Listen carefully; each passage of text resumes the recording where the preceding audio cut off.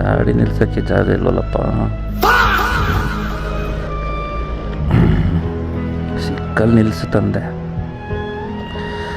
ಬಂದಿದ್ದು ಬರಲಿ, ನೋಡೋಣ ಮುಂದೆ. ಬೆಳಗಿನ ಉಪಹಾರ ಆಯಿತು.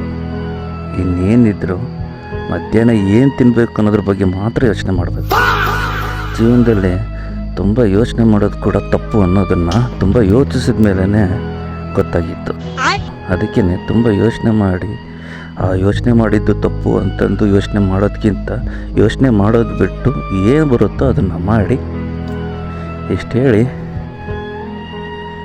ಏನು ಭಾಷಣ ಮಾಡ್ತಾಯಿದ್ದೀನಿ, ಇಷ್ಟು ಹೇಳಿ ಅನ್ನೋದಕ್ಕೆ ಬಿಡಿ. ಪ್ರೆಸೆಂಟಲ್ಲಿರಿ, ಫ್ಯೂಚರ್ಲಿ ಏನಾಗುತ್ತೋ ಅದ್ರ ಮೇಲೆ ಪಾಸಿಟಿವ್ ಆಗಿರಿ. ಪಾಸ್ಟಲ್ಲಿ ಏನಾಗಿದೆ ಅದನ್ನು ಪಾಸಿಟಿವ್ ಆಗಿ ತಗೊಳ್ಳಿ. ಓಕೆ, ಸಿಯು, ಮತ್ತೆ ಸಿಗೋಣ.